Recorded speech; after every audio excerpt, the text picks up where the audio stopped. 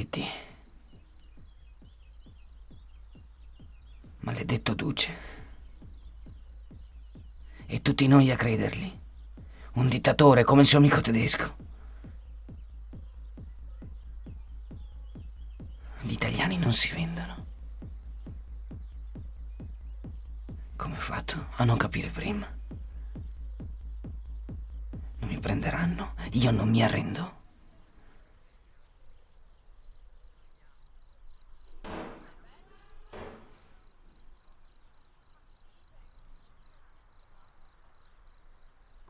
A casa. Devo tornare a casa. Italiani e italiane, dopo un lungo silenzio, ecco che nuovamente vi giunge la mia voce e sono sicuro che voi la riconoscete. È la voce che vi ha chiamato a raccolta nei momenti difficili e che ha celebrato con voi le giornate trionfali della patria. Lo Stato che noi vogliamo instaurare sarà nazionale e sociale nel senso più lato della parola. Sarà cioè fascista nel senso delle nostre origini. Nell'attesa che il movimento si sviluppi fino a diventare irresistibile, i nostri postulati sono i seguenti. Primo, riprendere le armi a fianco della Germania, del Giappone e degli altri alleati.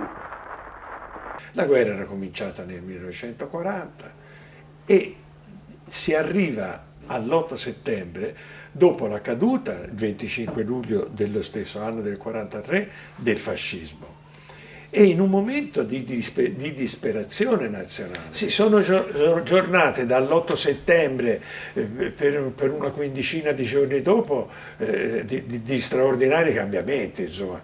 Mussolini, che era stato imprigionato da re, viene liberato dai tedeschi. Si costituisce un nuovo governo fantoccio collaborazionista, si costituisce un esercito, l'esercito della Repubblica Sociale, ma soprattutto si costituiscono, e già se ne intravede ormai la prospettiva, nell'ambito anche della stessa parte fascista, una serie di formazioni che non si richiamano molte volte nemmeno proprio alla Repubblica Sociale.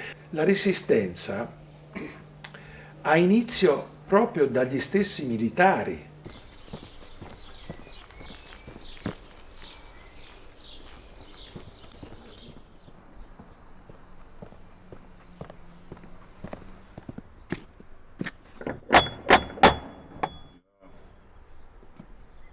Buongiorno, Don Luigi. Professor Vicenti, cosa fai qua? Entra. E allora dimmi, che cosa è successo? Padre, sono fuggito. E come me credo tanti altri. Voglio tornare a combattere. Sii ragionevole. Non prendere decisioni avventate. No, padre. Stavolta dalla parte giusta. La giustizia non ha paura. Primo, non fare pazzie. Stai nascosto. Aspetta gli inglesi. Primo è morto. Ammazzato dai traditori. Oggi io sono Masaccio, combattente per la libertà. Padre, lei non mi è di aiuto. Aspetta.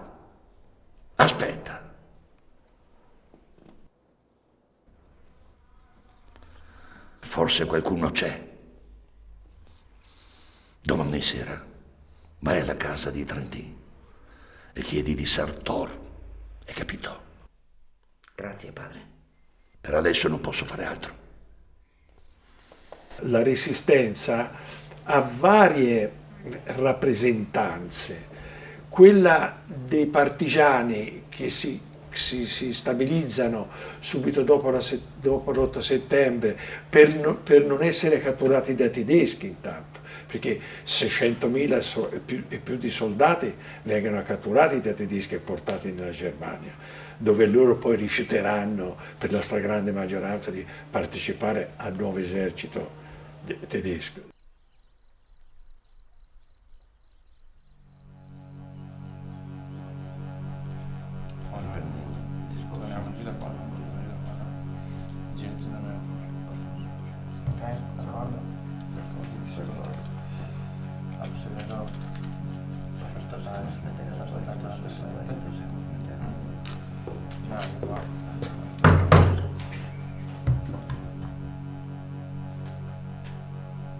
Bene, possiamo cominciare.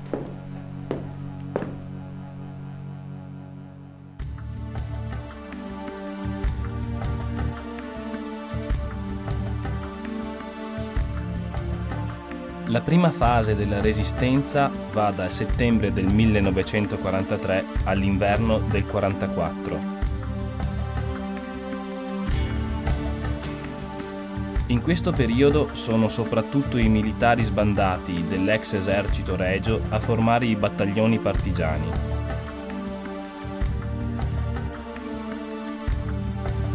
Tra questi soldati, nella zona tra il Brenta e il Piave, opera uno dei capi carismatici della lotta per la liberazione del Veneto. Il suo nome è Primo Visentin, per i compagni di lotta Masaccio. Questo era un esercito nascosto, quello della Resistenza, ma era un esercito che via via che passavano i giorni era un esercito che aveva consapevolezza che stava giocandosi la vita. E quindi quando anch'io sono stata chiamata dal comandante della brigata, Gino Sartor, la sua brigata era la Cesare Battisti, e lui mi ha detto: noi abbiamo bisogno di una persona che possa circolare senza essere sospettata, e quindi ti chiediamo se puoi far tu questo lavoro, ricordandoti che non devi parlarne con nessuno, neanche con i familiari, perché quando si conosce si è già in area di pericolo.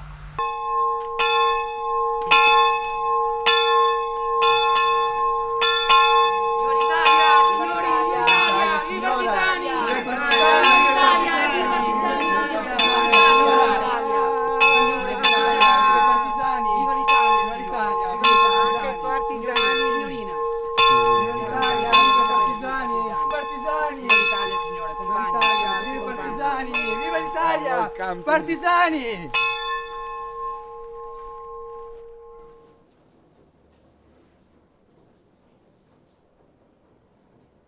I giovani non hanno risposto all'ordine di presentazione. L'autorità dei fascisti è svanita per sempre. Emanano ordini che non vengono eseguiti.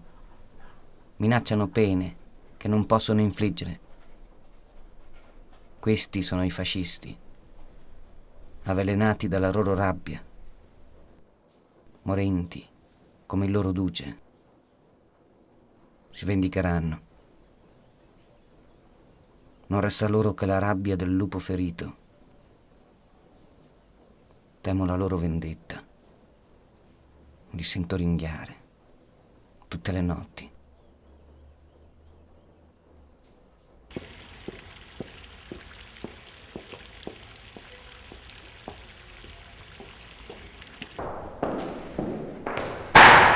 Viva il duce! Hai! Hero! Li distribuiscono fuori delle chiese, vogliono far combattere anche le donne. Si stanno organizzando sul massiccio del Grappa. Sono ex militari, sbandati, contadini.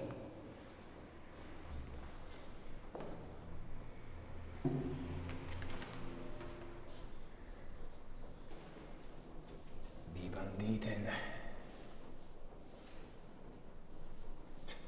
Peggio per loro. Il Reich non perdona. Schiacceremo a loro come topi. Il giorno 20 settembre 1944 i nazi fascisti circondano il Monte Grappa. Ha inizio il rastrellamento.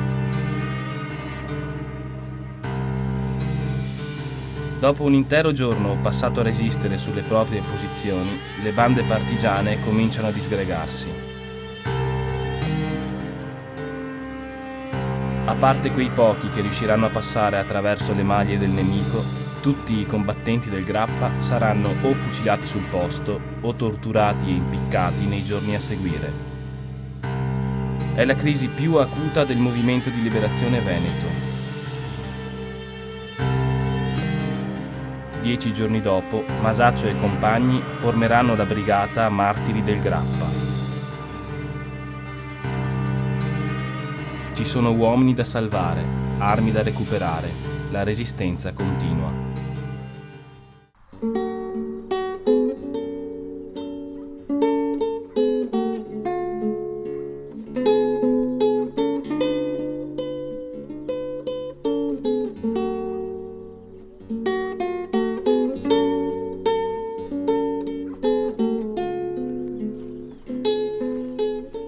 Abbiamo perso la battaglia.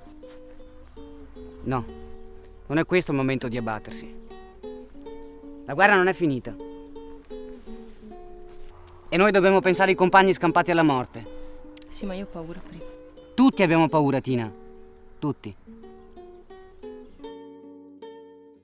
Mi sono ribellata al fascismo con i fatti di Bassano del Grappa, quando siamo stati costretti ad assistere all'impiccagione dei ragazzi tacciati di essere briganti.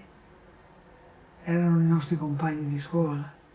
La mia compagna di banco aveva il fratello fra gli impiccati a Bassano. Quindi diciamo che la prima reazione è stata la reazione di chi voleva salvare il fratello, l'amico, il compagno di scuola. Non è che subito, immediatamente, capimmo che cosa stava avvenendo avanti, capimmo che cosa era la resistenza, che cosa poteva diventare la resistenza.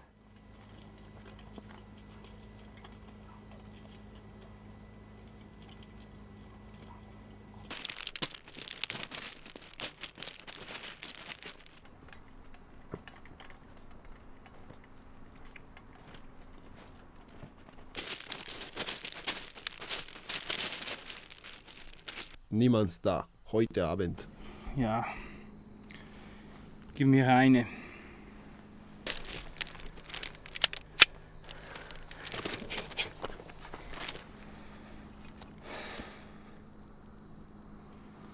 Il treno passa tra un'ora precisa.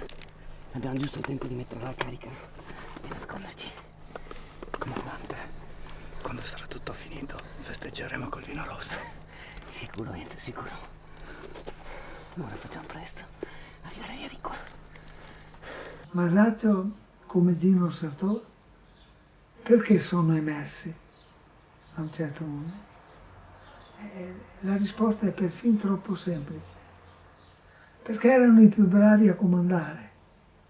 Masaccio aveva coagulato i partigiani via via che questi si avvicinavano alla resistenza. La figura di Masaccio era una figura che emergeva, anzitutto perché era fra i più grandi di età di noi, ma anche perché aveva queste doti di capo. E uno non nasce capo, lo diventa se sa ottenere la stima e la fiducia dei suoi compagni. Cittadini, lavoratori, sciopero generale contro l'occupazione tedesca, contro la guerra fascista per la salvezza delle nostre terre, delle nostre case, delle nostre officine. Come a Genova e a Torino ponete i tedeschi. Capitolano. Quello che sembrava un esercito invincibile è in fuga, disperato. La voglia di libertà del popolo italiano sta trionfando.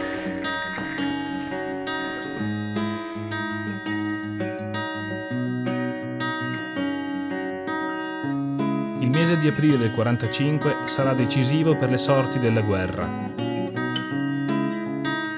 L'esercito tedesco si ritira verso la Germania, gli alleati risalgono velocemente la penisola. Il Comitato di Liberazione dell'Alta Italia ordina per il giorno 25 l'insurrezione generale di tutte le città del nord. La gente riempie le piazze e saluta l'arrivo delle truppe alleate. Le bandiere americane sventolano accanto ai vessilli della Resistenza. Gli italiani assaporano la tanto attesa libertà.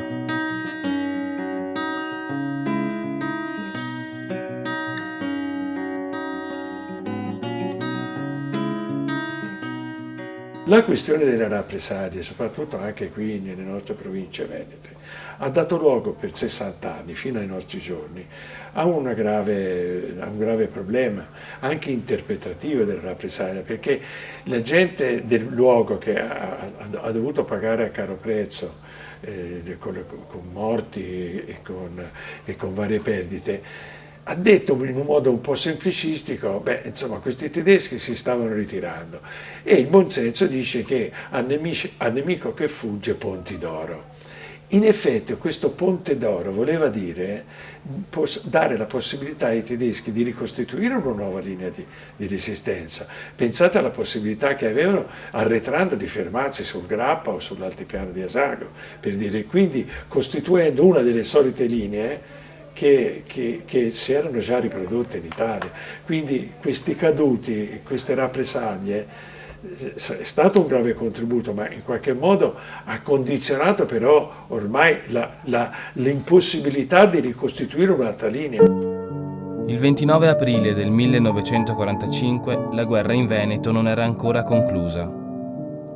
Il ripiegamento delle truppe tedesche porterà con sé centinaia di vittime, civili e partigiane.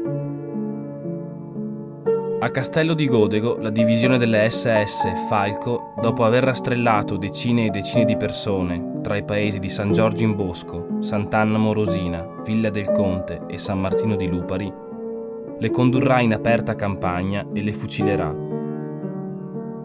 Si conteranno alla fine 77 cadaveri, uomini e donne, di tutte le età.